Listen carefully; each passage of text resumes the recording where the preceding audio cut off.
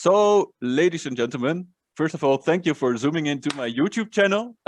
This is my first interview on the Plovdcast, and I'm going to interview the one and only Hungarian Anna Sipos. She came all the way from Hungary to Plovdiv, and of course, we, or at least I am very curious about her, and I hope you are too. So Anna, just let's start off this interview with just some basics. Who are you and what are you doing at the moment in Bulgaria? At the moment, we are having a situation that we are doing this interview from home, both of us. And why is that exactly? I mean, I Very think most short. of the people will know, but... Because of the third lockdown in Plovdiv. So thank you for having me. And I'm My from pleasure. Hungary, as you said. And it has been exactly 2 years that I moved to Plovdiv. And it happened because of a very good reason, which is my boyfriend, who is Bulgarian. And also, so it was more about this decision for me, that somehow I wanted to spend more time with him. And actually, back in that time, he was living in Sofia and I was living in Budapest. And once we came to Plovdiv, when we were traveling around the country, and I really liked it. And what did you like so much about? What did you like so much about Plovdiv? I mean, was it like love on first sight, or was it like a gradual thing, or? I wouldn't say it was love at first sight, but I had a feeling that it's a very nice place. We were walking around in this old town and we went to some cafes and we had a nice day here. And of course, back then I had no idea that I will ever move here. But yeah, I recognize that, yes. Yes. When we came to this decision that we moved together, and we also came to the decision that the country will be Bulgaria, then somehow it was clear for us that then if this happens, we come to Plovdiv. So he also left his previous apartment and I left the whole country and I moved. Good. It's a nice story. Just what are you doing at the moment? I mean, what is your function? I mean, what are you doing in Bulgaria? Not like right now, but like in a broader sense. What are you doing in Bulgaria? So before, for 8-10 years, I still wish to work as a trainer, and I was doing 8-10 days long international training programs for international groups, and this included a lot of traveling. What kind of trainings? Training courses mostly for young people, which means in Europe it's over 18, so a lot of people considered as young people. And these are non-formal educational programs. 30 people come together and we are doing all kinds of situations and we call them processes, and then we reflect on what is it, what happened, what did you learn. And we have training courses about personal development, communication, coaching, and many other topics. Media. That's very interesting. And how do you make money out of that? Or like, how does it provide you with money, let's say like that? Like, do you have sponsors, or is there a Bulgarian government, or is it EU, or like, I'm very curious about how does that work? Yes, these training courses, we mostly do 90% of them from European grants. So we are applying to realize these courses, and usually there is funding for the accommodation, so the participants don't have to pay for it, accommodation, food, and also travel. So for them, it's very cheap to take part in this kind of courses. And also there is a budget for the trainers or whoever else is involved. Sometimes we also have project coordinator, and we can provide some salary for the time of the project only. Interesting. So I have been doing this until a year ago, when the whole COVID situation started, and also this changed a lot my lifestyle, because from one day to another I stopped doing this because it includes a lot of traveling. Yes. And then for a couple of months I was resting, and the last year in May, June, we took a cafe, and we are running a cafe here in Plovdiv. We were renovating it in the summer, and we opened in September, and since then we are open whenever it's allowed. Yeah, that's there seems to be a bit of a yo-yo policy going on, right? They open and then we close, and we open and close. And how does that affect your idea about the future of your first of all the trainings, and also the cafe? Because I think the whole policies that have to do with COVID, they are really have a lot of implications on both of the areas that you work in. Let's say it like that. Yes, with the training courses, in the first part of this 1 year since we have lockdowns,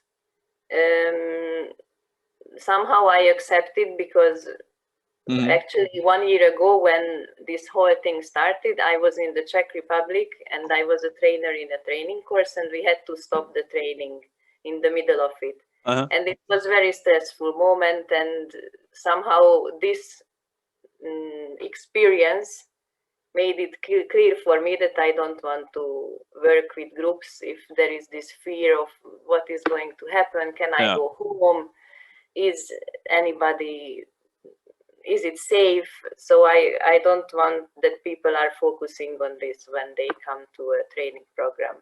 And for a while, also for me, it was good to stop, because in 2019 it was very crowded with trainings and work. But then I had dreams about it, all kinds of situations that are happening in the training, and in the last 2 months I can clearly say that I miss all this. And now even what was approved for the last year, they are postponed, and we are waiting for realizing them. So yes, it's very much affected, and at some point we have to decide that okay, we do the trainings. The cafe was an absolutely crazy thing, probably. I can imagine. Yeah, it was a very interesting decision, let's say it like this. But actually it's very courageous. It's very courageous that you did it, that you said, okay, what happens happens, and I have an idea and I'll just go through with it. And I think it's very commendable. For me, I would like to go back to the training. You say that you miss it and that you miss a lot, but what is what do you really miss about it? What is it your drive in this training? So it's like, oh, I wish this is the reason that if somebody told you like tomorrow there's going to be a training, and let's say that there's an island where there are no corona measures, and you can start your training, what would be your reason to immediately go there? Which is like your drive to say like, yes, I like to do this so much? Personally, for me, because these trainings are in a way or another helping people, and this is my main drive. And what I like, I really believe that we cannot have the same result online than what is happening with a group of people for 8-10 days, if they are living and working and playing and doing a lot of things together. Because for me, this was always the most, this is what I like the most about this, to simply be there, facilitate, but I like to observe how different people are and what kind of different things they bring, and how differently they can react on things. And then also this is very personal, but when it's happening in a group setting, it's also interesting to observe. Every time it's a different combination, and it's simply very interesting for me without judging it that it's like this or that. Just to observe how I find it nice how different we are, and we can do exactly the same training and it will never be the same because they are different people. What would be, if you could say, like, after this training, what would be a typical result? What would be the results? I'm losing either singular or plural. What could be results of those trainings? Like, for example, I have not been to a training, and then afterwards, what could you say? Like, what is the what difference does it make to those people that you have in those trainings? It would be a very big generalization to say, because every people, as I said, they are very different and they come with different questions or problems. And then what they make out of it is also very, very personal. I can say for myself that when I did it as a participant for the first time, for me, there was a huge boost to actually do the things that I was postponing before, or I was making excuses not to do, or for any reasons. More self-confidence. Could you say that after this you got more self-confidence? For me, it was like that. But then there are people who want to be more calm, or they want many, many different things. Yeah, everybody has their own thing to learn. So basically you help people, and especially young people, to basically, can I say that they have a more idea about who they are and about what they want from life, or is that a too philosophical conclusion? It is. Okay. But this personal development training that I was mentioning, one of the goals of the training, as I see, is to simply, it's not so simple, to question your thinking, because many times we handle a lot of things that they are like that because they were like that until now. Or our parents told us, or our friends be like, like we, how should I say it? Like, we don't like to be critical on your own thought process, let's say it like that.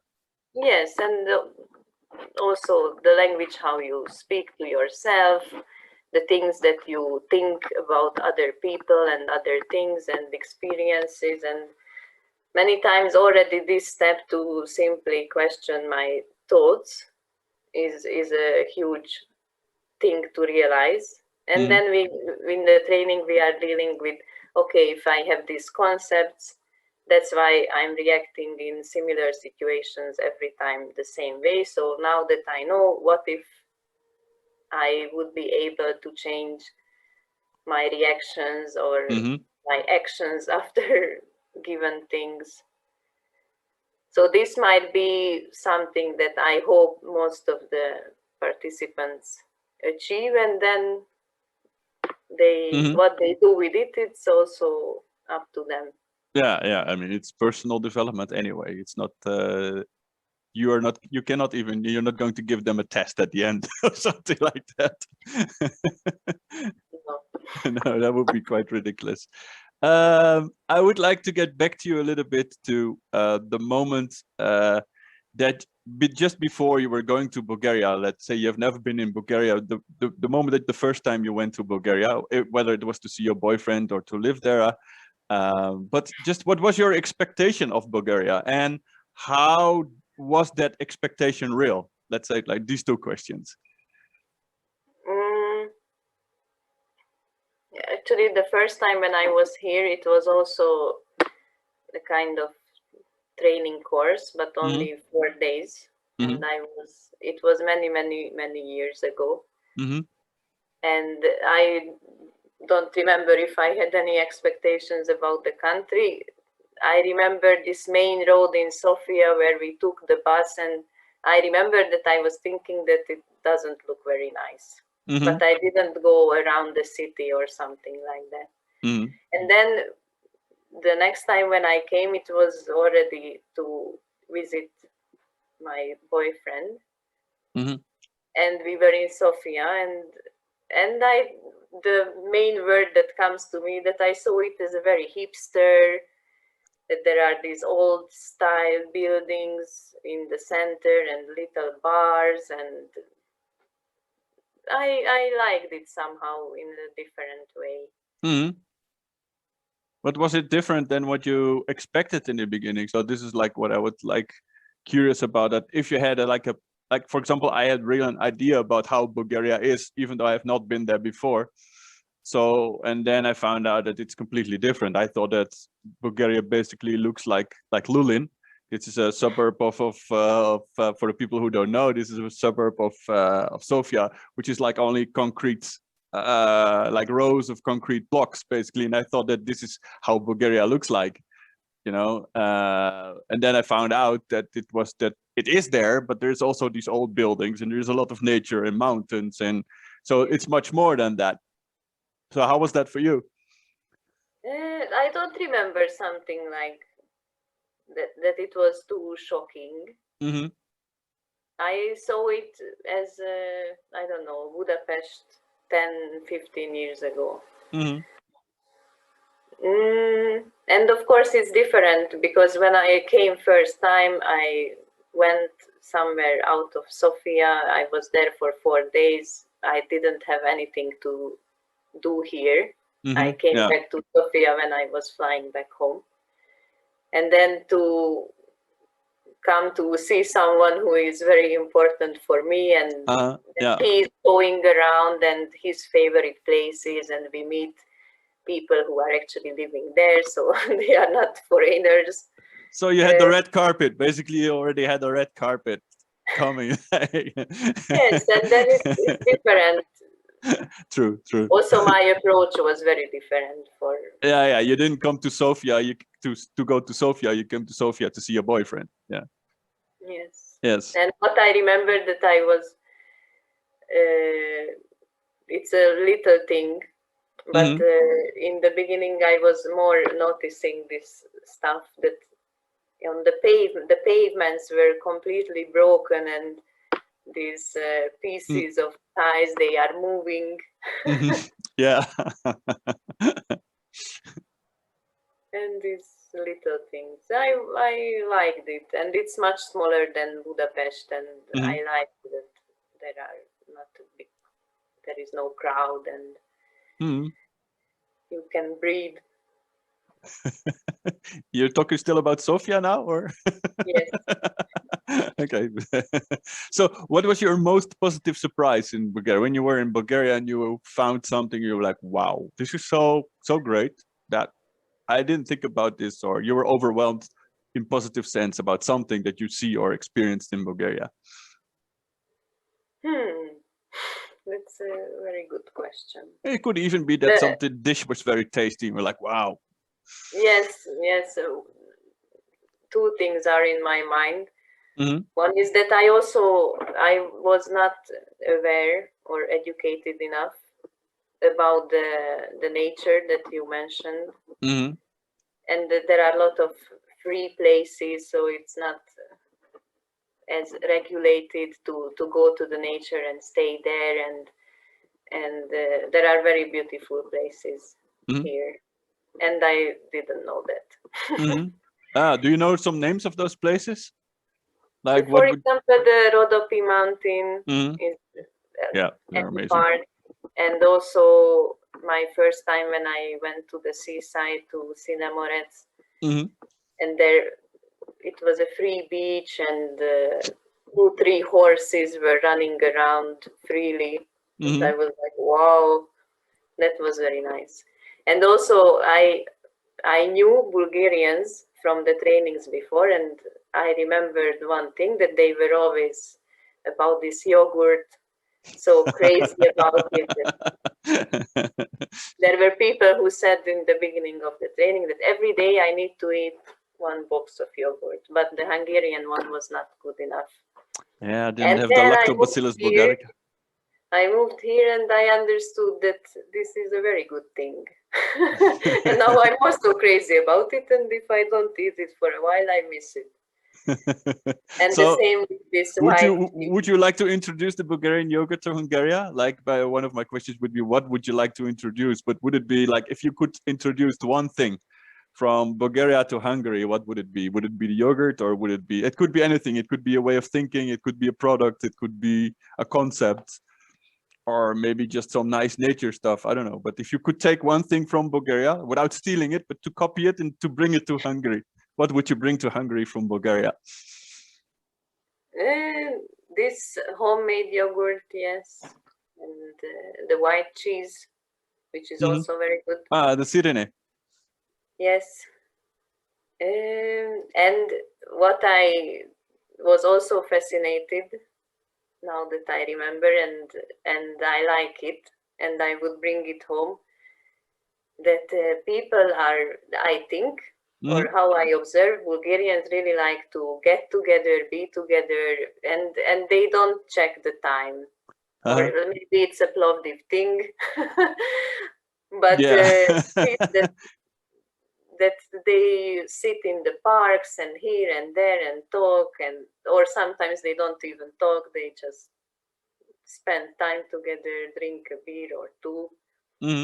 It's nice that somehow in Budapest in the last years that I was there, I felt like I'm all the time in this big city rush, and even for meetings with friends, I was rushing, and I had to check when do I go home and if there will be a bus or not.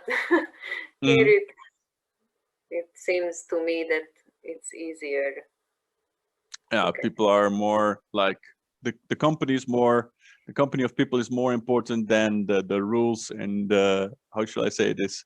And like you say, the time. You're not like agenda people. They're not much agenda people here. Yeah, well, I'm from Holland, which is one of the most agenda countries. I think, like, when are we going to meet? How about how about, oh, it's Monday in May. It's March now for the people who see this movie see this recording later. So about 2 months, 4 o'clock. People in Holland are like scheduling like crazy like that. Yeah, I have that same experience. It also feels more spontaneous. Like, people can just go, what's up? Yeah, want to go for a beer? Yeah, let's go for a beer. Not like Monday at whatever. No. So how did your family react when you told them, like, okay, dear family, or your friends, dear family, friends? I mean, yeah, once you break the news that, okay, I'm going to move to Bulgaria, how did they react? Or were there different reactions, maybe? My parents were supporting this idea, and they actually wanted to come to visit. And did they? No, because of the because of course. Yeah, you're here now for 1 year in Bulgaria, or how long are you here? I forgot to ask you this question before. 2 years. 2 years. Okay, yeah. And out of these 1 year I spent still with trainings and traveling, but since 1 year I didn't leave the country. Like many of us. So my parents were very much supporting, or maybe they didn't say. And I remember some reactions from people, which was very funny. At the time, saying that I'm moving to Bulgaria, and they were asking for what? And I said for love. And they asked for the country. And I said, no, not for the country, for a person. And this I remember, for the country. Well. And yes, I don't know about the whole Hungary, but me and my friends, I didn't know much about Bulgaria before. There are some stereotypes, I guess, in the head of the people, but I only heard about the sunny beach. Where some people go for holidays.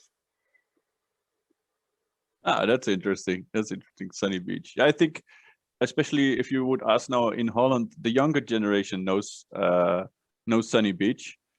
But when I was young, we still had this, like, I think it was Greece was like the most like to go for some. But I don't know how this changed. But yeah, Bulgaria's, I think, in Holland right now, mostly known for sunny beach as well, not for the nature or the historical part, which is very sad, I think. Yeah. So how do you see the future of Bulgaria? How do you see Bulgaria developing as from your perspective?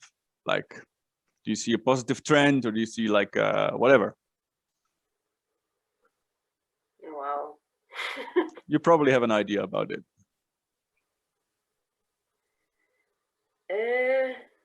I see a lot of positive things, yes. Mm-hmm. And I also meet people who want to do things, which is the first step, I suppose. Mm-hmm. Things as like projects, or what do you mean by things? For example, with the foundation, we are organizing cleaning events. Okay, yeah. And we go in different parts of the town and we collect the trash, Mm-hmm. literally. And it seems to me that people are, so there is a person organizing it, and also there are people who are interested to join, which means that they already realize that there is a lot of trash. Mm-hmm. And when you ask about how do I see Bulgaria developing, the first thing that came to my mind that slowly, because it seems to me that, and again, can be that it's a Plovdiv, Ayak attitude to life, but somehow it seems to me that from the idea until the realization, a lot of time is passing. Mm-hmm. And many times there are obstacles like bureaucracy and stuff like that, and it's very slow. Mm-hmm. It seems to me very slow. And then when I tell to Bulgarians that this and that is difficult, and now I'm mostly relating to the cafe and arranging administration, for example, they are just like, it's not only for you, also for us it's very complicated and very difficult. And yes, somehow the system is made in a way that things are slow and sometimes grinding processes, yeah. if I might say that.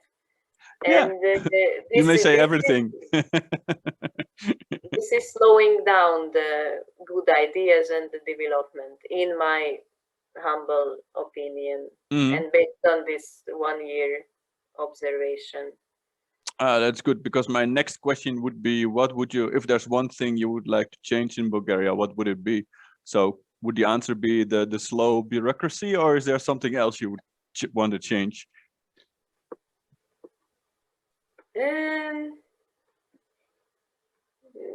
Yes, this is one of the things that I would change.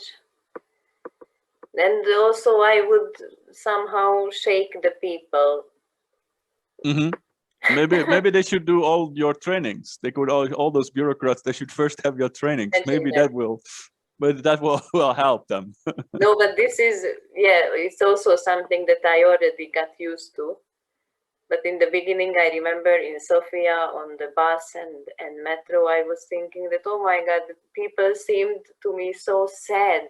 Of course, when you are traveling on the bus, you are not smiling at everybody. No, well, some people do in Holland, but somehow I see this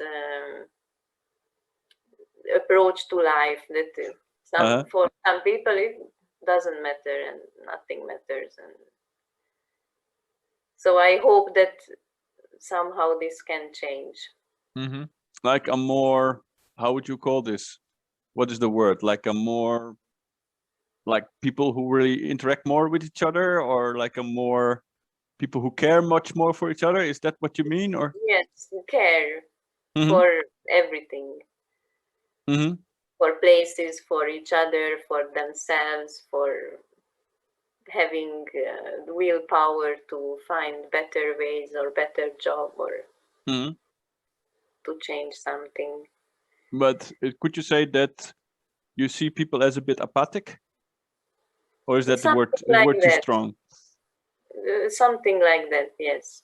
And I understand, or I suppose that it also comes from the fact that simply here life is not as easy as other places.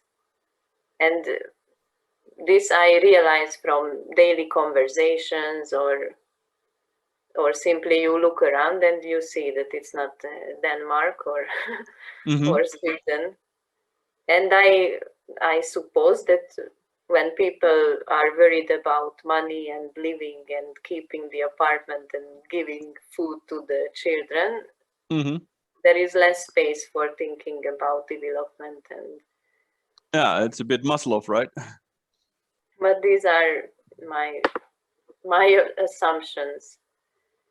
Yeah, it's very interesting assumption. I sometimes see the same things, like, yeah, you're like, I compare Bulgaria with Holland, which is maybe a bigger contrast than with Hungary. And then I also have this idea, but in Holland people can also be very, but it's more like a distant, it's not an apathic way, it's more like a, I care for myself, and people can be more, leave you alone. Yeah, like, we fill only the agenda with useful people or with people that, so it's a different mentality also. Yeah, I see that where people can just be very, in Holland people are very punctual, for example. This has good things also. I mean, here, for example, today, as you know, that there's a washing machine. I get a new washing machine, and then they'll tell you, yeah, it will arrive today. Yeah, thanks. So that means I have to sit the whole day watching the doorbell and hoping that I will be at home at that moment, instead of in Holland, they'll say like, it will be like then, like next week, 3 o'clock, it's just like, and then around 3 o'clock, it will be there. And yeah, that's something that I am used to. So, and this also, this also forms opinion about the culture sometimes. Like, can't these guys? They didn't lie because it arrived today. It arrived today. Yeah, they're busy placing it right now. So, so there's no problem. But yeah, I was scheduling this interview, and I was like, okay, thank you guys. Could you please tell me when? Yeah, today. Thanks very much. Anyhow, if a person from Hungary comes to Bulgaria, what would you advise your fellow Hungarians when they come here? What would you give them as advice? If they come to look around for a while and they have the chance to travel, for sure, I would advise to check different places, the seaside, the mountains.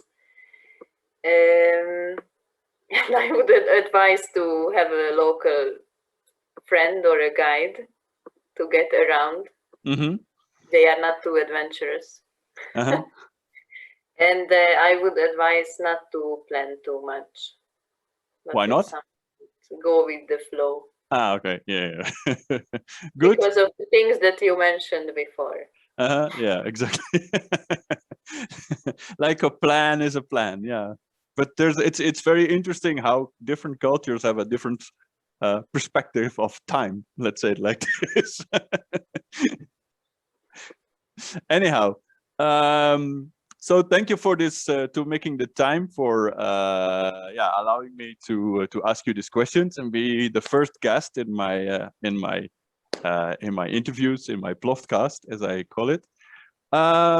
Yeah, if there's anything else you want to say or something, remarks that you want to give to listeners, then the time is now. Come to Plovdiv.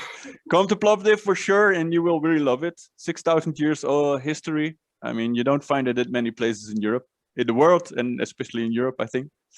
So that being said, again, Anna, thank you for your time and for your effort and for your flexibility. Thanks a lot, and bye-bye.